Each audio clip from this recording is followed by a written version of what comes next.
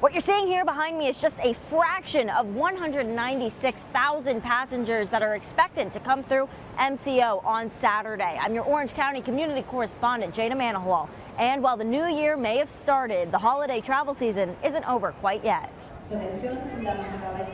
If the airport feels more crowded than usual, that's because it is.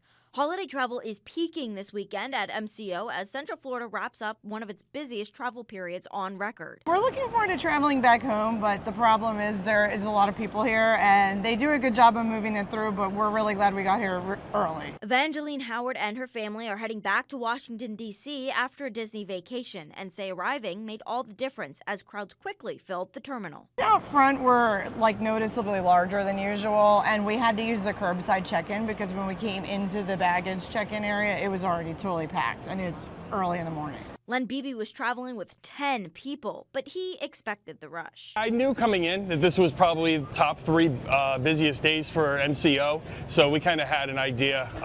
Thankfully, we're coming in and not going out because I'm sure TSA is going to be a mess today. Airport officials say Saturday is the busiest day of the holiday travel stretch. Now, you might want to sit down for this one because it's a lot of passengers over the next few days as we wrap up the beginning of the new year. Friday, we saw 191,000 passengers. Saturday is the busiest day, 196,000 passengers. Now, Sunday is going to drop down just a little bit at 195,000, and Monday being the smallest amount of passengers at 185,000. Now, the total amount is 1.3 over 18 days. Now, that's 1.3 million passengers, and that is a new record. The surge of travelers coming as construction on the GateLink systems are still in progress, meaning there are limited trams taking guests to and from terminals.